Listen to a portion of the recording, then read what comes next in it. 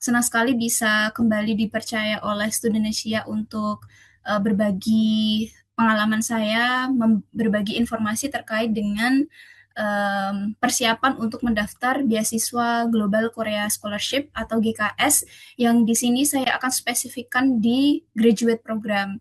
Karena kalau undergrad saya tidak berpengalaman sehingga rada riskan untuk berbicara di luar dari pengalaman saya. Begitu ya, teman-teman, adik-adik. Kemudian tema kita hari ini adalah menspesifikkan kepada persiapan menulis essay dari Global Korea Scholarship. Namun sebelumnya izinkan saya untuk memperkenalkan diri. Nama saya Nihayatu Saadah. Teman-teman bisa memanggil saya Niha.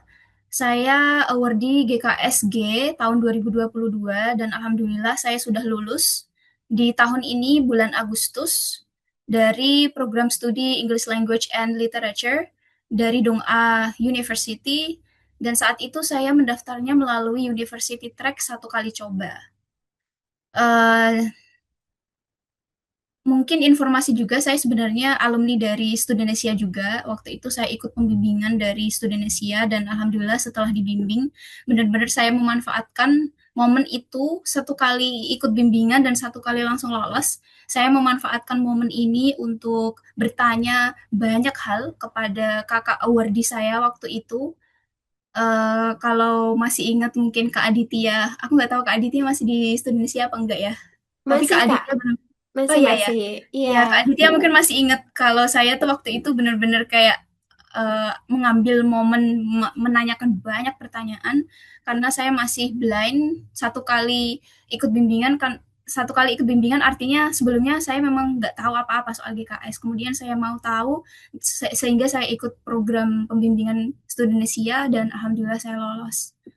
Oke, semoga bisa menginspirasi adik-adik dan positive thinking bahwa rezeki itu pasti akan berbicara pada waktunya gitu ya. Yang penting daftar dulu.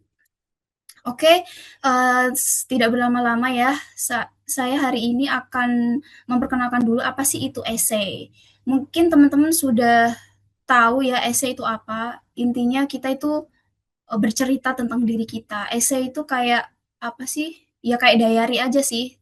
Tak cuman dia sifatnya rada formal karena kita menggunakan essay itu untuk mendaftar ke beasiswa GKS. Nah, fungsinya dari essay itu apa sih? Jadi kita itu orang-orang GKS tuh nggak tahu ya siapa kita. Dan awal mereka tahu adalah melalui tulisan kita di essay ini.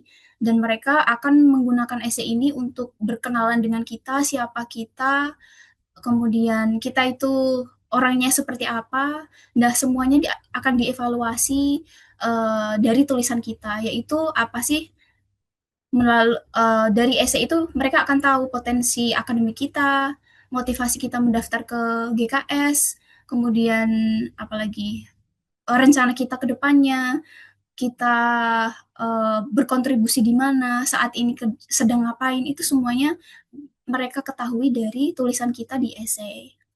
Oke, saya percaya bahwa adik-adik yang ikut bimbingan pada malam hari ini sudah tahu ya bahwa GKS itu mewajibkan kita menulis essay, dua essay. Yang pertama adalah personal statement dan yang kedua adalah study plan.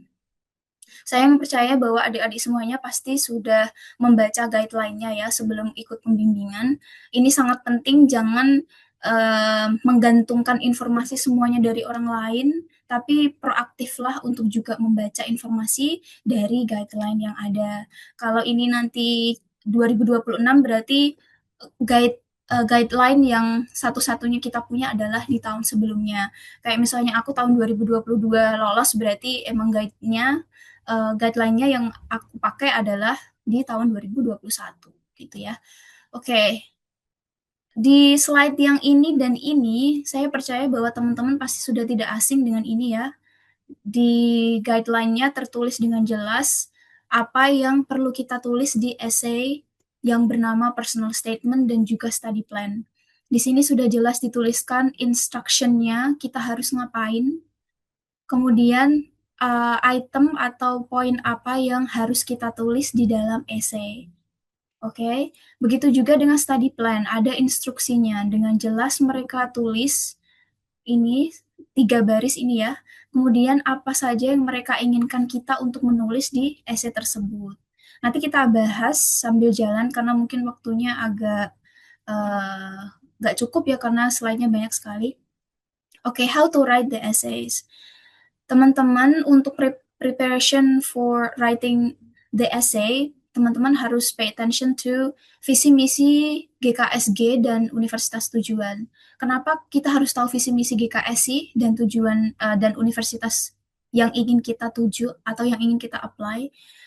Fungsinya menurut aku adalah kalau kita tahu visi misi dari GKS itu, teman-teman bisa pertama punya bahan. Oh, kalau kita pikirkan begini, kenapa kok Korea melalui pemerintahnya membuat program yang namanya GKS mengeluarkan dana miliaran rupiah untuk membiayai orang asing. Mesti kan mereka punya tujuan ya. Nah, tujuan itulah yang perlu teman-teman tahu, sehingga nanti di future plan-nya, teman-teman akan tahu apa yang GKS inginkan dari kita, dan kita itu bisa melakukan itu gitu. Setidaknya itu bisa menjadi bahan dari poin esai kita nanti. Dan yang kedua, setidaknya GKS bakal, atau kita sebutnya panitia GKS ya, bakal tahu bahwa oh anak ini tahu banget ya soal GKS. Oh mereka baca ya visi misi kita, mereka tahu ya tujuan kita apa untuk membiayai pendidikan mereka gitu. Beserta tujuan universitas. Tujuan universitas maksud aku di sini adalah lebih kepada um, prodinya. Jadi prodi yang mereka sediakan itu sudah match belum sih di kita gitu. Kita kan mau belajar ya, jadi jangan um, sembarangan memilih jurusan karena ini akan berpengaruh kepada pasca belajar kita, nanti mempengaruhi karir kita ke depannya. Kalau salah pilih jurusan ya bisa aja mempengaruhi karir kita ke depan. Kalau salah pilih jurusan juga akan mempengaruhi nanti kita itu belajar di Korea itu bisa sukses atau enggak gitu.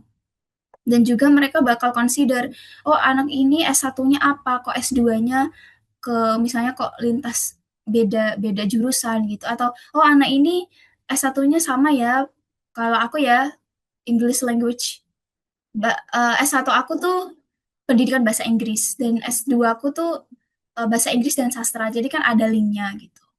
Terus yang kedua adalah instruksi penulisan. Pay attention to the instruction of the essay writing. Jadi maksud aku adalah kita kembali ke page ini ya.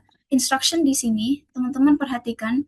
Instruction, please type in Korean or in English. The essay must be single spaced within 3 pages with the font Times New Roman, size 11. Teman-teman, saya tekankan sekali lagi untuk menulis essay, perhatikan instruksinya. Mereka ingin Times New Roman 11, ukuran 11 ya, terus within 3 halaman, kemudian single space, jangan bikin double space atau multiple space atau menulisnya cuma 2 halaman. Perhatikan ini dan tulis sesuai dengan apa yang GKS mau. Kemudian selanjutnya adalah tadi item yang perlu dicantumkan di dalam essay. Di poin 3 ini ya, item yang perlu dicantumkan ke dalam essay. Maksud aku adalah di item ini. Perhatikan di personal statement, mereka ingin kita menulis tentang motivasi apply di program GKS, kemudian educational background, kemudian kita cerita tentang pengalaman kita. Pengalaman apa aja yang relate dengan tujuan kita belajar di Korea, atau relate dengan apa yang kita mau sih di masa depan setelah S2. Kemudian person or events yang berpengaruh terhadap kehidupan kita atau berpengaruh kepada mimpi kita ke depannya. Kemudian tentang awards, publikasi, dan skill kita. Bisa extracurricular activity, community service, pengabdian masyarakat, atau pengalaman kerja. Itu harus teman-teman perhatikan. Dan saya tekankan bahwa penulisan dari item-item tadi tidak harus urut ya. Yang penting di dalam penulisan esai sebanyak 3 halaman tadi itu mencakup beberapa poin tadi. Harus semuanya ditulis gitu ya. Oke, next, mencari contoh personal statement dan study plan sebanyak-banyaknya. Hal ini berguna sebagai gambaran cara penulisan, but never copy it.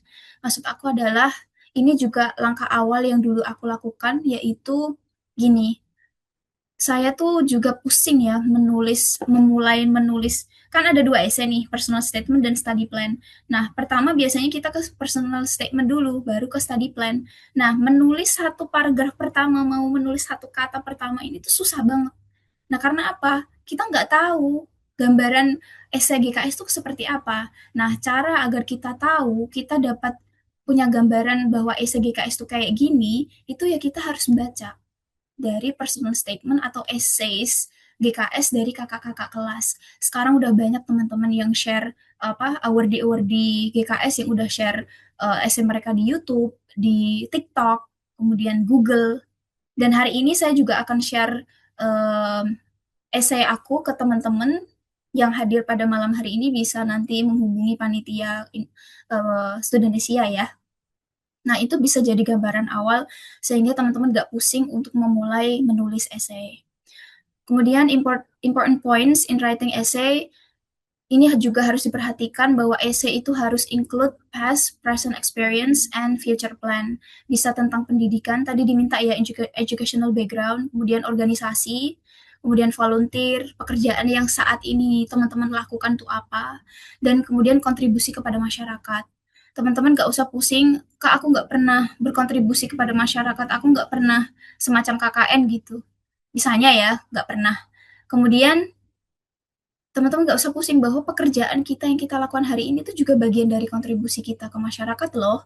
Jadi kalau misalkan nggak banyak bergabung di organisasi atau bergabung di masyarakat setempat ya bisa kita ceritakan lebih banyak di pekerjaan kita hari ini atau kontribusi kita kepada lingkungan sekitar. Contoh kalau aku tuh kayak ngasih les anak-anak di sekitar tempat tinggalku gitu loh. Nah, itu juga kontribusikan kepada masyarakat. Oke, next, straight to the point. Hindari penjelasan yang tidak relevan atau terlalu panjang dan bertele-tele. Bahas sesuai item yang perlu dicantumkan. Item yang perlu dicantumkan tadi sudah ada ya di tadi di formnya motivasinya apa, kemudian educational background, kemudian apa tadi volunteernya apa aja, organisasinya apa aja, pengalaman kerja itu. Nah, biar teman-teman tahu ini yang aku tulis tuh bertele-tele nggak sih? Ini relevan nggak sih? Teman-teman coba self proofread dulu. Di self proofread dulu artinya jangan minta orang lain baca dulu, tapi bacalah diri kamu sendiri baca dulu. Misalnya ya, kamu nulis satu paragraf nih di pagi hari, coba endapkan, kemudian malam hari kamu baca lagi. Nah, itu nanti feel-nya akan berbeda. Kalau di pagi hari kamu tulis, saat itu kamu baca, kamu nggak akan notice apa yang aneh gitu. Tapi kalau udah kamu endapkan sehari atau malamnya kamu baca lagi, pasti akan merasakan. Dan itu yang aku lakukan dulu. Kemudian connect the dots dari paragraf awal hingga akhir, itu saling nyambung. Dari personal statement ke study plan juga saling berkaitan, bukan ide-ide yang kepisah-pisah gitu ya. Karena saya tuh juga pernah proofread sebanyak sekali dari teman-teman GKS yang mendaftar sebelumnya, itu banyak yang mereka tuh ide per paragraf tuh kayak pisah-pisah gitu loh, kayak mereka tuh nggak menceritakan saling berkesinambungan, kohesinya tuh kayak pecah gitu loh, kayak nggak make sense gitu. Dan itu tuh harus kita perhatikan. Terutama adalah study plan, kita juga boleh menulis beberapa poin yang udah kita tuliskan di personal statement tapi dengan penjelasan yang lain dan itu yang aku lakukan. Nanti teman-teman bisa lihat sendiri di realnya essay aku ya. Next, humanize your essay. Jadi teman-teman ini, kita itu manusia biasa ya, jangan ragu untuk menuliskan pengalaman yang pahit. Jadi jangan cerita yang enak-enaknya aja di essay, tapi coba ceritakan bahwa kita juga pernah gagal, kita juga misalnya kita menganggap orang lain kok punya privilege, saya nggak punya. Dan itu jangan ragu untuk bercerita. Oke, kemudian yang terakhir adalah others proofreading. Yang artinya adalah, tadi kan kita sudah self proofread ya, sekarang kalau misalkan teman-teman ingin esainya itu lebih baik, maka minta tolonglah kepada orang lain untuk membaca esai kita. Karena orang lain itu kan punya pandangan yang berbeda daripada kita ya. Nah, itu pasti bisa membantu untuk memberikan masukan. Oh, ini kok aneh ya, kayak kayak apa? eh Kohesinya kok nggak nyambung ya. Kayak kita itu harus mendengarkan masukan dari orang lain juga. Tapi waktu itu saya sendiri bukan mengambil proofread yang berbayar ya. Saat ini kan banyak tuh jasa-jasa yang proofread berbayar. Waktu itu aku benar-benar tidak menggunakan jasa proofread yang berbayar. Aku hanya minta tolong temanku yang di kerja, temanku kerja gitu untuk membaca esaiku, dan itu pun dia bilang, iya ini udah bagus ini. Jadi aku udah nggak ngubah apa-apa lagi, kayak ya udahlah percaya diri aja. Tahu nggak sih teman-teman, modalku saat itu adalah positive thinking pada diri sendiri. Gitu doang. Lucu banget. Oke, ini momen yang kita tunggu-tunggu ya. Aku ingin berbagi apa yang sudah saya tulis per paragraf dari personal statement dan juga study plan aku waktu itu. Um, Jadi harapannya saya menunjukkan poin penting yang sudah saya tulis, mungkin tidak terlalu detail ya, tapi adalah poinnya yang bisa saya harapkan bisa menjadi inspirasi dari adik-adik atau teman-teman yang hadir pada malam hari ini. Oh ternyata, misalnya begini, oh ternyata aku boleh ya nulis bab kayak gini. Oh ternyata ini ya bisa aku tulis di sini gitu. Jadi semakin banyak teman-teman belajar dari Kakak Awardi sebelumnya, teman-teman bisa punya banyak ide yang bisa jadi modal atau poin untuk dituliskan di esai kamu sendiri. Teman-teman jangan, kita bisa mengambil gambaran esai dari kakak-kakak Awardi ya, tapi jangan mencontek, apalagi menggunakan ChatGPT. ChatGPT itu fungsinya tuh untuk memperbaiki parafrase, itu boleh ya. Tapi gunakan kata-kata kamu sendiri. Apabila kamu ragu dengan grammarnya, kamu bisa minta tolong ChatGPT. Itu pun satu kalimat aja buat memperbaiki konten dari ide kamu. Jangan kamu misalnya minta ChatGPT untuk ChatGPT tolong buatkan essay berjumlah sekian paragraf yang temanya begini. Jangan, itu pasti ke notice. Waktu itu saya tidak kenal ChatGPT, jadi saya tidak menggunakan ChatGPT sama sekali. Benar-benar aku nggak peduli grammarku ini salah atau benar. Tapi yang penting ini adalah poin yang ingin kamu sampaikan itu make sense buat panitia GKS gitu. Ingat ya, ChatGPT fungsinya untuk membantu paraphrasing aja, jangan minta ChatGPT bikin satu full paragraf penuh, satu essay penuh gitu. Kalau bisa dihindari. Oke, langsung aja di paragraf satu ya. Um, Sebagai informasi, paragraf satu ini unik-unik. Jadi intinya adalah paragraf satu ini adalah hook ya teman-teman. Hook adalah gimana kita itu mengambil atensi dari pembaca, gimana dia itu mau membaca seterusnya dari isi esai kita. Gimana kita menarik perhatian mereka supaya mereka itu mau seterusnya membaca gitu loh, kayak bikin mereka penasaran. Nah, beberapa versi teman-teman kalau sudah explore atau search beberapa atau menemukan beberapa versi esai dari kakak-kakak Wardi ya, pasti beda-beda. Ada yang benar-benar aku, karena ini kakak kelasku ya, ada yang mulainya dengan ngambil quote, terus dibahas itu quote-nya gimana. Ada yang memperkenalkan diri, nama saya misalnya nih Hayatus Saada, saya lulusan kampus ini, tahun ini gitu. Tapi menurut aku yang perkenalan ini, yang kayak nyebutin nama aku ini, prodinya dulu ini, dari kampus ini tuh tidak perlu. Karena di application formnya yang kita ngisi data diri itu loh, itu kan udah jelas ya nama kita siapa, kita lulus dari kampus mana. Ada nggak ya yang kampus mana tuh? Kita bisa menyebutkan kampus mana, cuman nanti aja di poin di tengah-tengah yang kayak diselip-selipin informasi aja, itu boleh. Tapi kayak yang udah kayak memperkenalkan kayak my name is siapa, saya lulusan dari mana, itu kayak udah nggak menarik gitu loh. Sebisa mungkin bikinlah paragraf pertama ini menjadi suatu hal yang menarik yang bisa uh, membuat si pembaca atau panitia GKS itu pengen seterusnya baca gitu loh. Nanti bisa dibaca sendiri ya punya aku ya. Jadi saya mulai dengan kata, aku bilang aku tuh masih jauh dari kata sukses. Nah, kalau aku masih jauh dari kata sukses, aku ingin belajar lagi. Pak, Bu, saya ini masih bodoh, jadi saya pengen belajar lagi gitu.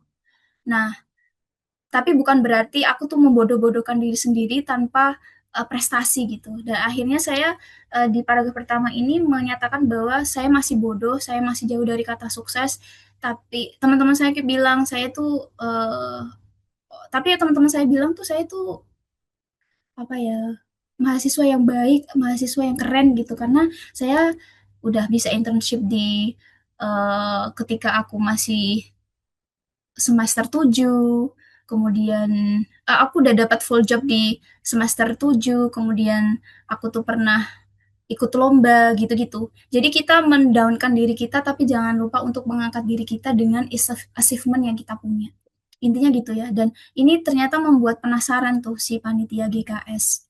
Kemudian di paragraf kedua, I emphasize my intention to keep developing myself through my passion for language. I also presented my long-term objectives and the initiative I have already taken to reach them. It was showing that I'm actively working toward becoming a better version of myself. Jadi saya cerita bahwa kedepannya tuh saya mau jadi apa sih sampai aku tuh perlu S2 gitu. Dan S2 saya tuh mau mengambil apa, intinya begitu.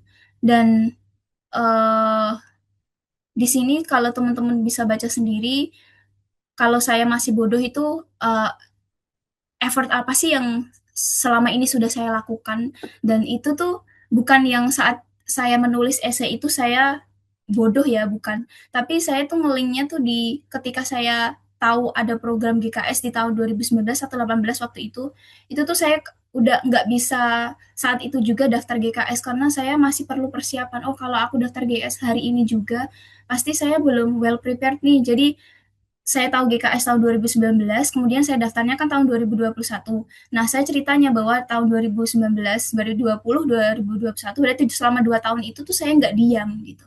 Saya mempersiapkan diri dengan sangat baik, sehingga ketika nanti saya S2 itu, saya bisa well prepared gitu. Meskipun saya S2 nanti mau belajar, tapi setidaknya saya tuh lebih baik daripada di tahun ketika saya baru tahu GKS. Intinya gitu. Paragraph 3, I explain my ongoing work and tied it to the educational problems within my environment. I provided evidence of my contributions toward finding solutions. Finally, I stressed that I am not only aware of the issue but have also been directly impacted by it. Jadi waktu itu saya cerita saat ini tuh kesibukan apa, saya tuh sedang sibuk apa. Jadi poin dari work experience sudah masuk di sini ya. Jadi saat itu tuh saya kerja di salah satu universitas, universitas alumni saya sebenarnya sebagai staff, dan saya sudah bekerja di sana waktu itu tuh udah lebih dari 5 tahun. Kemudian di saat itu juga saya tuh menyadari bahwa uh, saya melihat dosen-dosen sana itu luar biasa expert ya di bidangnya.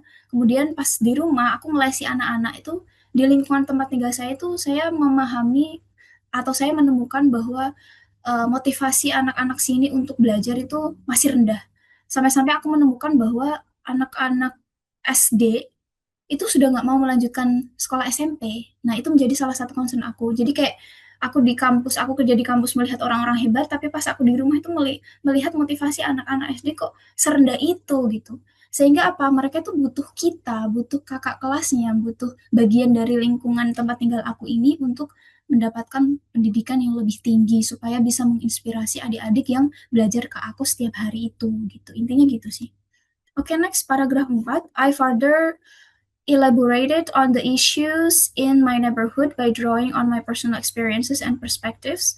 I supported my points with factual information from credible data and news resources.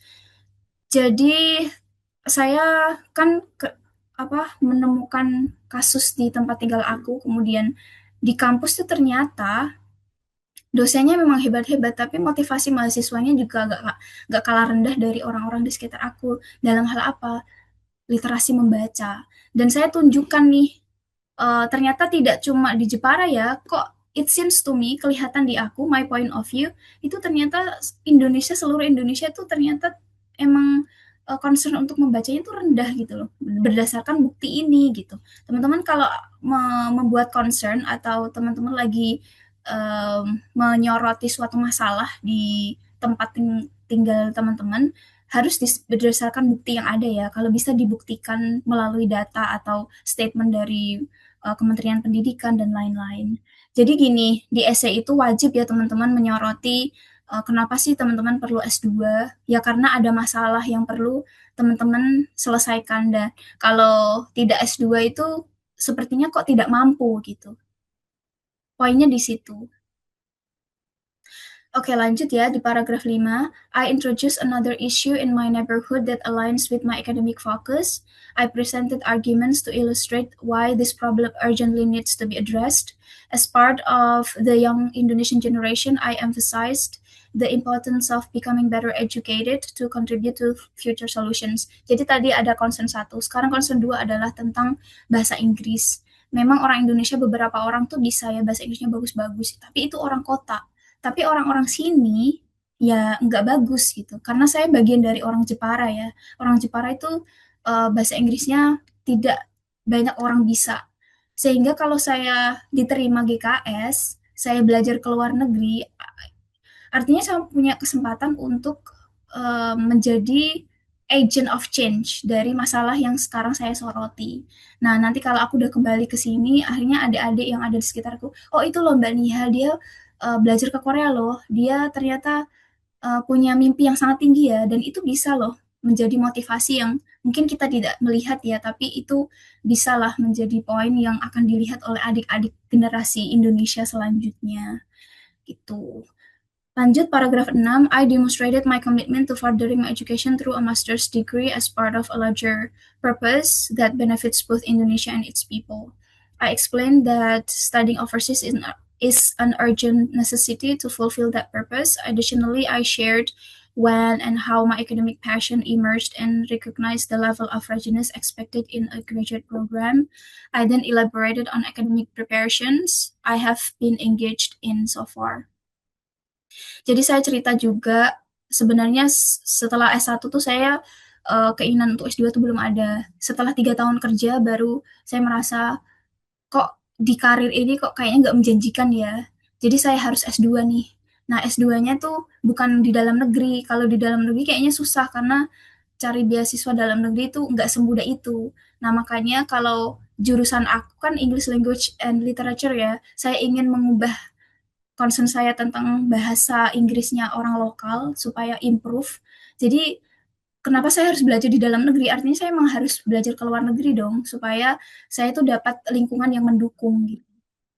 Intinya begitu. Nanti teman-teman bisa baca sendiri.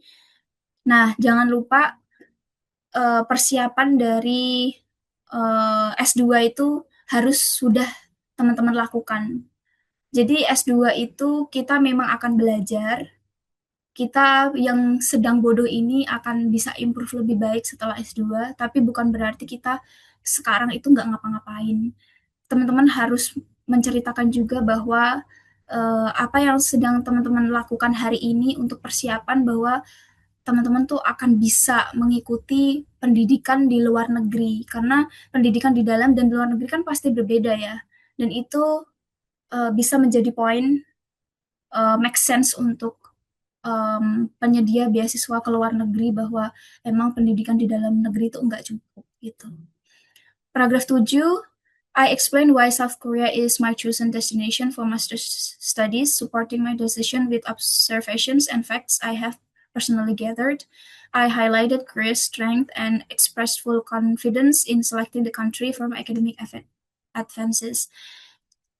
Jadi teman-teman harus juga menjelaskan kenapa harus Korea, kenapa nggak negara lain gitu.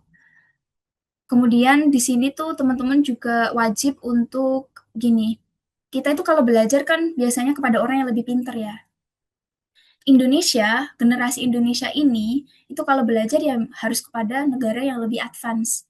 Nah, menjadi poinnya adalah hari ini kita intensi untuk belajar ke Korea. Lah karena apa? Ya Korea emang lebih baik dari negara kita. Nah, dalam hal apa? Itu kalian sebutkan.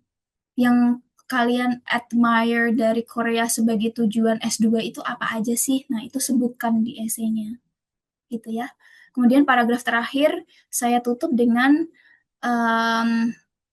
reassurance bahwa beasiswa GKSG ini tuh memang hadir untuk membantu saya membiayai studi pendidikan S2. Karena memang kalau S2 dengan biaya sendiri kan berat ya. Kita nggak apa-apa loh teman-teman jujur, asalkan essay kita itu menarik, itu pasti bisa menjadi poin plus loh untuk menarik perhatian si panitia GKS. Jadi waktu itu tuh memang saya merendahkan, GKS tolonglah, kamu pasti di sini untuk membantu aku kan, gitu.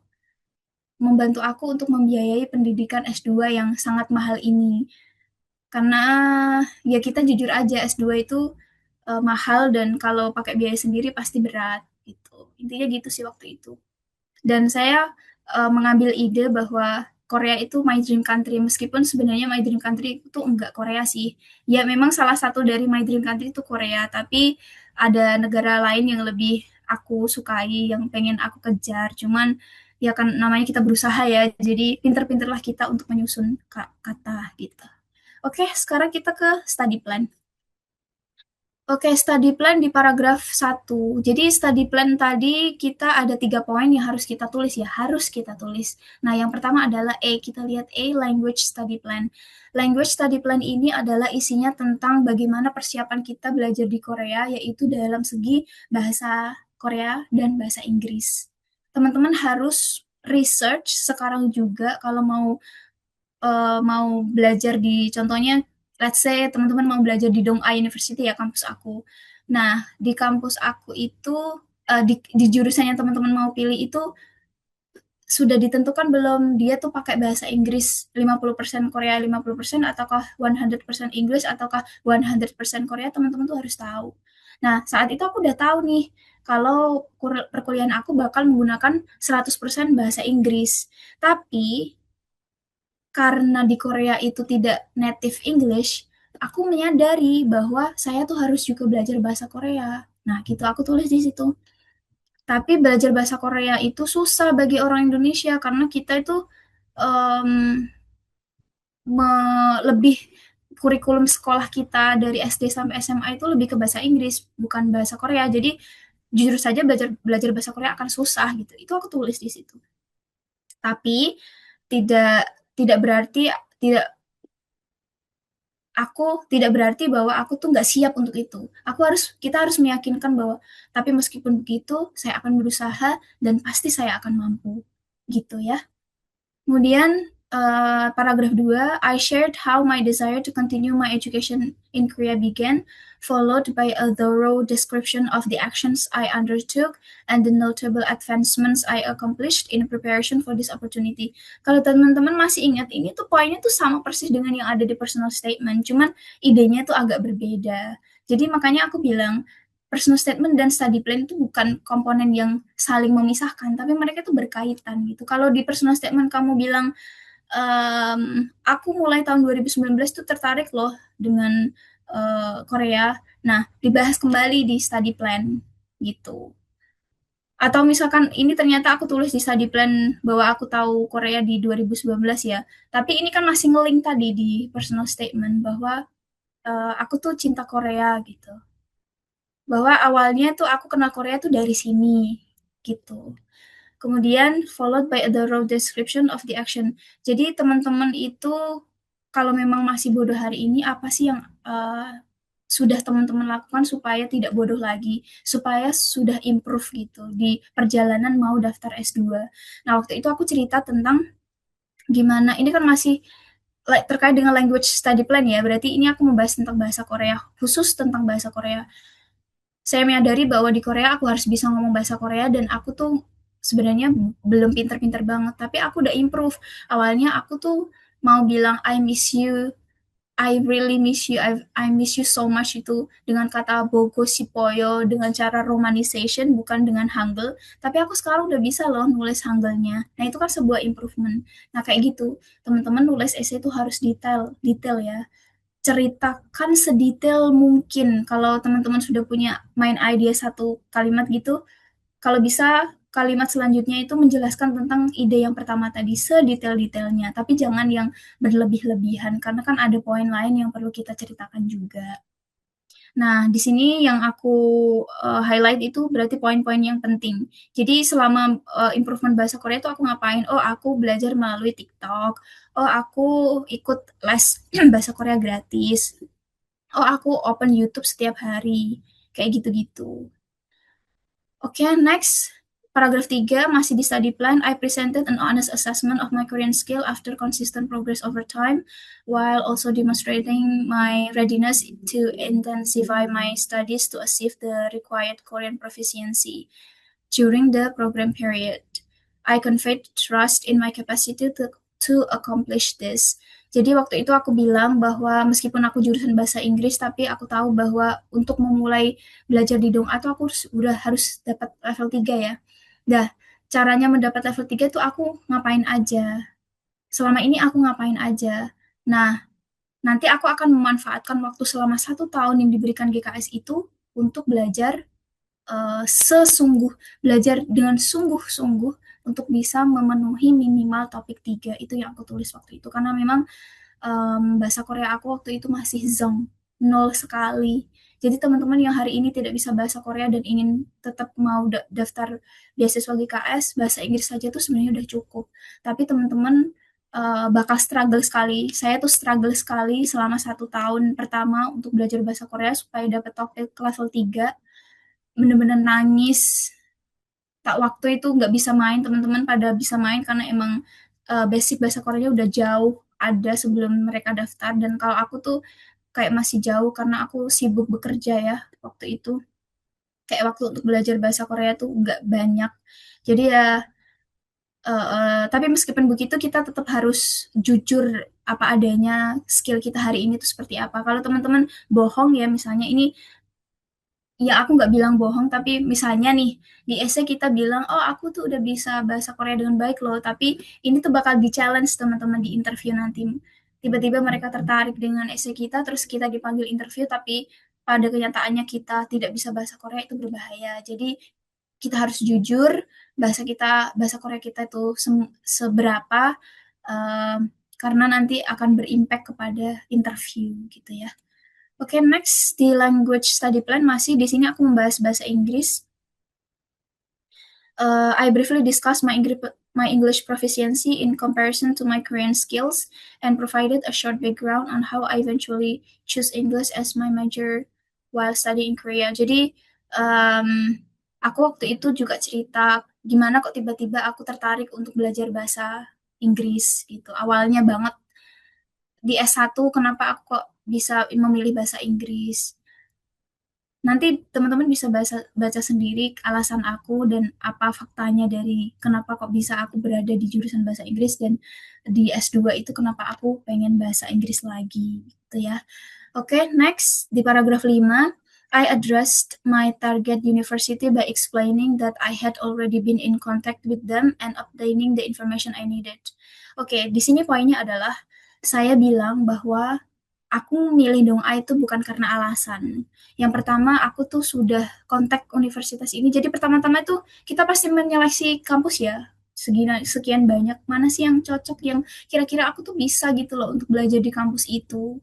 Ada beberapa, sekedar informasi ya, ada beberapa kampus yang kampus besar-besar tipe A gitu, mereka juga menawarkan English Language and Literature, tapi aku nggak ambil.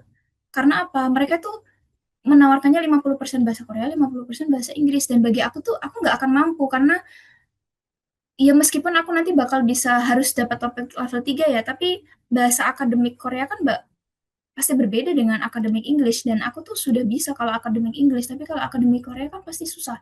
Nah, waktu itu aku jujur aja bahwa di Dong A ini aku udah nemu satu kampus yang benar-benar match dari aku. Yang pertama adalah karena kampus ini respon, yang kedua adalah karena bahasanya itu 100% ditawarkan dengan bahasa Inggris dan aku merasa aku mampu untuk mengikuti perkuliahan di situ gitu daripada yang ditawarkan di kampus lain yang 50% bahasa Inggris, 50% bahasa Korea dan aku nggak percaya diri kalau suatu hari nanti aku harus berbagi bahasa. Padahal aku belajar bahasa Inggris, kenapa aku harus ikut perkuliahan yang 50%-nya bahasa Korea? Itu kayak, ya udahlah kayaknya nggak make sense. Dan itu aku ceritakan juga di sini. Jadi poinnya adalah penting sekali untuk menceritakan kampus tujuan kamu dan sejauh ini tuh kenapa kamu milih kampus itu. Entah karena kamu udah direspon, entah udah memang match dari informasi yang dia share setelah kontak kan kita dikasih tuh, oh gimana perkuliahannya apa, dosennya, atau profesornya itu siapa aja, terus kurikulumnya kayak gimana, mata kuliah yang ditawarkan seperti apa, kita udah baca semuanya. Dan dari situlah kita tahu bahwa, oh, ini loh kampus yang aku cari. Oh, di sini loh aku memang percaya diri bahwa aku akan mampu untuk mempelajari prodi yang akan aku apply gitu. Oke, lanjut study plan. Di sini tuh iya, jadi udah aku bahas tadi bahwa aku menceritakan di esaiku bahwa di Dong A itu aku udah tahu bahwa 100 di Dong A akan menawarkan perkuliahan yang 100% pakai bahasa Inggris. Kemudian aku mampu loh untuk ikut perkuliahan karena apa? Ya, aku udah punya IELTS. IELTS aku 6. Nah, di Dong A itu IELTS-nya itu 5,5 udah bisa masuk ke prodi bahasa Inggris. Nah, intinya apa teman-teman dari sini tuh? Artinya orang GKS tuh bakal tahu, oh anak ini ternyata sudah search sejauh ini ya. Oh berarti dia udah memang udah prepare sejauh ini ya. Orang-orang yang proaktif untuk mencari informasi pasti akan lebih diapresiasi karena seakan-akan kayak oh ini anak ini tuh well prepared sekali, udah tahu banyak hal, sudah tahu apa yang dia mau, sudah tahu apa yang akan dia lakukan gitu intinya. Next, kita ke yang poin kedua dari study plan yaitu goal of study and study plan. Nah, di sini aku menyatakan bahwa saya menyadari bahwa nanti di paket global paket beasiswa GKS itu bakal ada 3 tahun pembiayaan. Maksudnya aku akan study di Korea selama 3 tahun paketnya, 1 tahun untuk belajar bahasa Korea, 2 tahunnya untuk kuliah gitu. Dan aku susun tuh timelinenya dari Agustus 2022 aku sampai di Korea sampai Agustus 2025 aku akan lulus dari Dong A. Dan itu aku tulis semuanya apa yang akan aku lakukan. Nanti teman-teman bisa baca sendiri. Dan ini tuh hanya rencana. Kita nggak akan tahu apa yang terjadi di realnya, tapi setidaknya teman-teman sudah tahu rencananya tuh saya dari contoh ya kayak aku Agustus 2022 sampai Juli 2023 itu saya akan begini begini begini. Nanti setelah Agustus lulus dari bahasa apa Korean language course tuh nanti saya akan ngapain. Kayak didetailkan gitu lah. Setidaknya mereka tahu oh rencananya begini ya selama 2 tahun atau selama setahun pertama kamu mau kayak gini ya atau setelah 1 tahun selesai di 1 tahun di 2 tahun pertama kamu akan kayak gini ya di 3 tahun nanti kamu akan begini ya gambaran itulah yang akan disoroti oleh panitia GKS. Lanjut, di sini I expressed my commitment to completing the program within this designated time frame. I also provided a general overview of my intended research direction, acknowledging that I had not yet finalized a specific research title.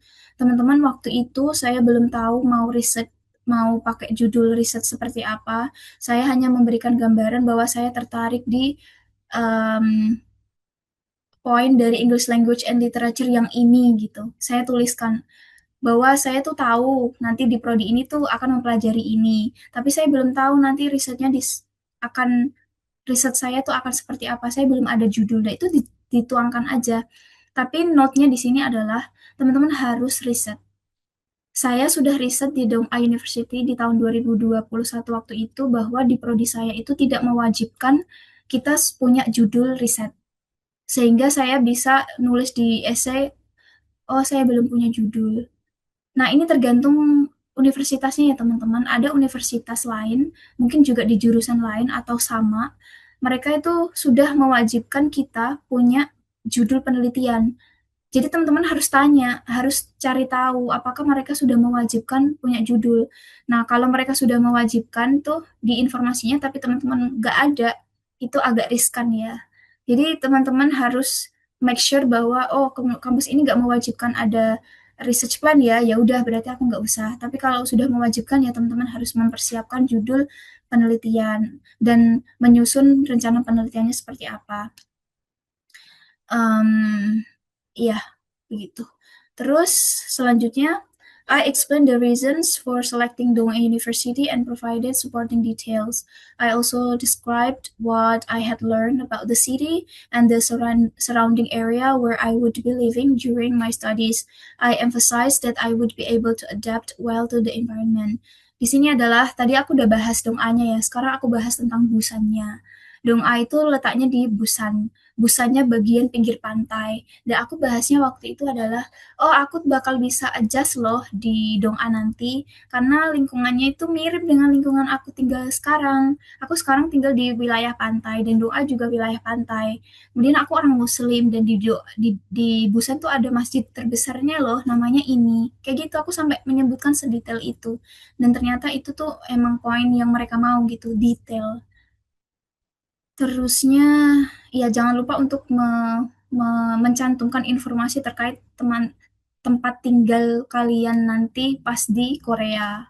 Karena apa teman-teman? Kita belajar di luar negeri itu bukan semata-mata kita soal academic life aja ya. Kita tuh juga harus bersiap dengan lingkungan kita, tempat tinggal kita, lingkungan dari kampus tersebut atau tempat kita mau tinggal itu. Lingkungannya seperti apa, orang-orangnya seperti apa, kemudian apa ya, misalkan kayak wilayah pantainya. Jadi teman-teman tunjukin bahwa oh ini mirip ya, jadi insya Allah nanti aku udah bisa adjust di lingkungan yang seperti ini karena ini mirip dengan lingkungan tempat tinggal aku. Kayak meyakinkan mereka bahwa eh, kehidupan kita di Korea itu bukan semata-mata karena akademik, tapi kita itu juga harus bisa menyesuaikan hidup di tengah-tengah orang Korea, di tengah-tengah apa ya istilahnya adat istiadat yang berbeda dari kita atau cuacanya yang berbeda, makanannya yang berbeda. Meskipun itu bakal jadi challenge, tapi yakinkan mereka bahwa kamu mampu gitu. Karena nggak sedikit ya teman-teman, akhirnya ini aku punya adik kelas yang dia lolos tahun 2023 itu language course-nya selesai, tapi habis itu dia nggak mau balik ke Korea karena alasan nggak match dengan lingkungannya katanya. Tapi aku nggak detail apa alasannya sih. Tapi ini perlu menjadi aware aja sih bahwa kalau kita udah komitmen untuk mendaftar GKS, udah sesulit ini perjalanannya, tapi endingnya teman-teman nggak kuat gara-gara tekanan lingkungan, tempat tinggalnya itu jadi disayangkan gitu. Oke, lanjut. Di sini aku membahas I explain my personal reasons for choosing to study English in Korea, including why I preferred Korea over other countries. Jadi di sini aku menjelaskan ya kenapa kok belajar bahasa Inggris di Korea. Aku tuh dapat pertanyaan yang segudang dari semua orang, dari orang Korea, dari guru bahasa Korea, terus dari teman-temanku juga yang bukan prodi bahasa Inggris ya. Kaniha kenapa kok belajar bahasa Koreanya kok belajar bahasa Inggris kok di Korea gitu. Maksudnya apa gitu. Dan aku harus jelasin. Nah, poin aku adalah kita itu belajar ya. Belajar itu bukan semata-mata bahasa Inggris doang, jurusan aku doang, tapi kita belajar tentang kehidupan um, international life. Kemudian kita kalau aku nggak ke Korea, aku pasti nggak belajar bahasa Korea dong. Padahal aku kan punya interest di bahasa Korea itu. Kemudian kayak aku tuh tertarik dengan budaya Korea. Kalau aku nggak ke Korea, berarti aku nggak ada kesempatan untuk belajar budaya Korea dong. Kayak gitu-gitu. Jadi kayak belajar itu bukan semata-mata karena akademik doang, tapi kita belajar dari segi kita tuh banyak yang harus kita pelajari di dunia ini gitu. Nggak semata-mata cuma di kelas kita belajar teori studi kita, tapi ada banyak hal yang ingin aku explore dan itu menjadi alasan utama kenapa aku pilih Korea ya, karena aku tertarik dengan Korea dan aku ingin mempelajari segala hal tentang Korea dan itu tidak mungkin aku dapatkan kalau aku tidak belajar di Korea gitu. Oke, sekarang yang poin C, future plan after study. Di sini aku cuma menulis 2 paragraf karena emang udah memenuhi 3 halaman ya. Jadi ya sekenanya aja cuma dapat 2 paragraf. Yang paragraf pertama aku membahas tentang short term plan. Within 1 sampai 3 tahun lulus tuh aku mau ngapain gitu. Dan aku di sini menjelaskan aku akan balik ke rumah dan aku akan balik ke kayaknya aku akan balik kepada rutinitas yang sebelumnya yaitu meneruskan mendampingi belajar anak-anak tetangga aku yang di sini. Kemudian aku akan balik ke kampusku yang sebelumnya aku sudah bekerja di sana selama lebih dari 5 tahun kayak gitu. Kemudian ada lagi tujuan-tujuan lain yang di situ tuh note-nya adalah harus make sense, harus reasonable. Jangan bikin plan yang di situ kok kayaknya nggak match ya. Biasanya kayak belajar bahasa Inggris di Korea, kemudian tiba-tiba pulang ke Indonesia pengennya mendirikan restoran, itu kan nggak match ya. Semacam itulah contoh simpelnya. Jadi harus detail, realistis, dan relate dengan aktivitas kita sebelum kita ke Korea. Kayak ya balik lagi. Terus yang kedua, paragraf kedua adalah aku menceritakan tentang long term plan-nya after graduation. Jadi 3 sampai 5 tahun atau 3 sampai 10 tahun ke depan mau kayak gimana. Nah, itu aku ceritakan di sini. Nanti aku mau PhD. Terusnya aku tutup dengan ini. Makanya tadi di visi misi, makanya di uh, pay attention to tadi aku bilang teman-teman harus explore atau cari tahu visi misi dari GKS seperti apa sehingga kita tuh setidaknya ada satu hal yang ingin kita lakukan untuk membalas budi mereka. Dan sebenarnya aku tulis di sini tuh udah common banget, udah dipakai banyak awardee atau teman-teman yang lain bahwa aku akan mengajarkan bahasa Korea di Indonesia. Itu sudah umum ya. Teman-teman boleh pakai ini sebagai salah satunya, tapi coba coba deh explore lagi apa sih kira-kira yang bisa kita lakukan untuk membalas budi kepada uh, pemerintah Korea gitu setelah kita selesai. Tapi sebenarnya kalau sejauh ini aku tahu ya, mereka tuh nggak mengharapkan kita balas budi kepada mereka sih. Kita kembali ke negara kita dan menjadi pribadi yang lebih baik dari sebelumnya, lebih pintar dari sebelumnya itu aja bagi orang Korea, bagi pemerintah Korea tuh udah cukup gitu kayaknya. Tapi ya coba teman-teman explore lagi apa yang bisa kita lakukan setelah kita lulus. Oke, segitu dulu teman-teman.